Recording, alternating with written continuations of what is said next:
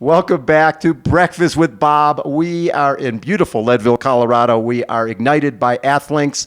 We're at the Blueprint for Athletes, Leadville 100 Mountain Bike Classic. Julie Dibens, looking a little out of place. She's won 3 Xterra World Championships. She won the 2009 Ironman 70.3 World Championship. But first time here in Leadville. Where's the hat? Where's the buckle? Where's the banjo? Oh, see, buckles are there. So what brought you here, Julie? I was just looking for something different to do. And Yeah. I've had a lot of friends race this event in the last couple of years.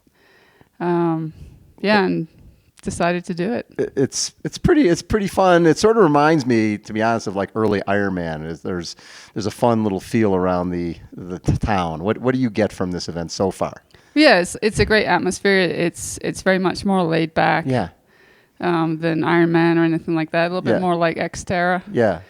And it has that history behind it, and that appeal to it. Like there's a lot of people that want to do it, and it's kind of hard to get into. So. Yeah. Now, Sally Bingham from England has won this race twice, going for her third in a row. Yep.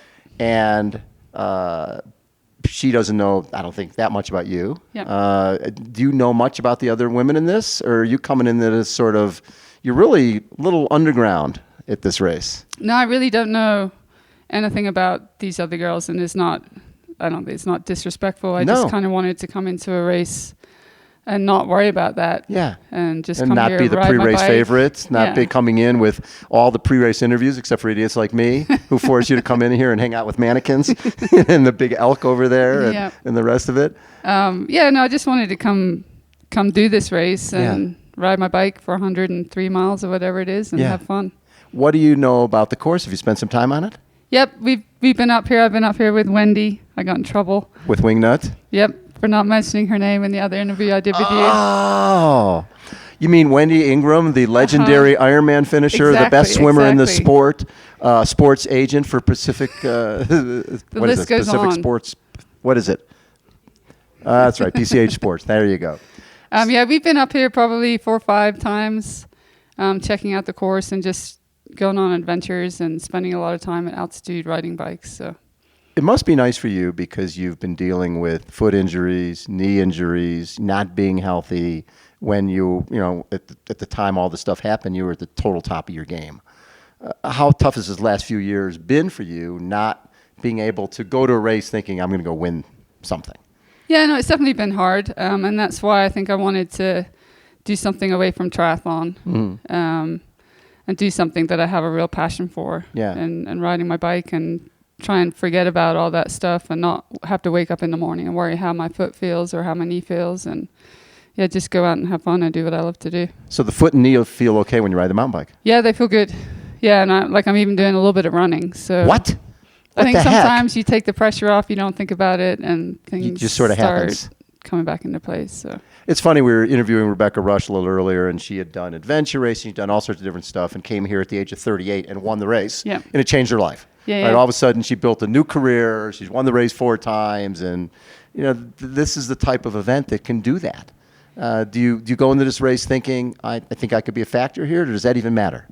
That doesn't even really matter to me right now. I want to have a great race. You want to get one of these buckle things? I want to get a buckle, but I have no idea. I've never raced against these girls, so to go in and worry about that seems pointless to me. I'm just going to go out there and do what I do. My job is to ask pointless questions. That's what I do for a living. I've been doing it for a long time. You're good at it. Thank you. Thank you very much.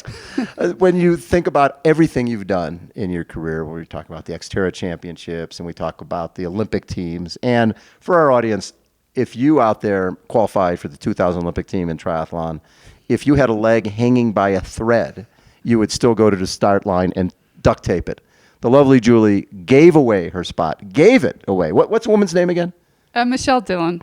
Michelle Dillon, you're out there. If you haven't named your first child if her name isn't Julie Dibens, whatever your last name is now, you owe this woman something. She gave you an Olympic spot. That being said, when you look back at everything you've done in your career, what are the real highlights for you? I would look at the highlights at the big wins, but what are the moments that mean the most to you?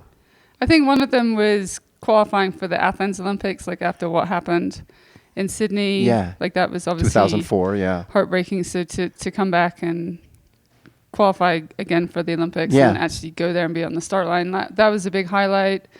And then, like, obviously winning any world championships is a big deal, but probably what stands out more to me than that was the last time I raced in Kona, where I had to pull out because of my foot. But like, I was having a great race going into that, and like, I really believed if I hadn't had that foot injury, I could have. Oh, you had a 51:58 swim, a 4:44 bike that day. Yeah. Which you can, I don't care what year it is, you put those two together, you're leading the race. Yeah. Yeah. So really, your last time in Kona, you had. Yeah, like, even though it is in some ways the biggest disappointment, it was almost like a highlight for me, because I think deep down it showed me what I could do. Yes. And you became the aqua bike world champion that day. I did.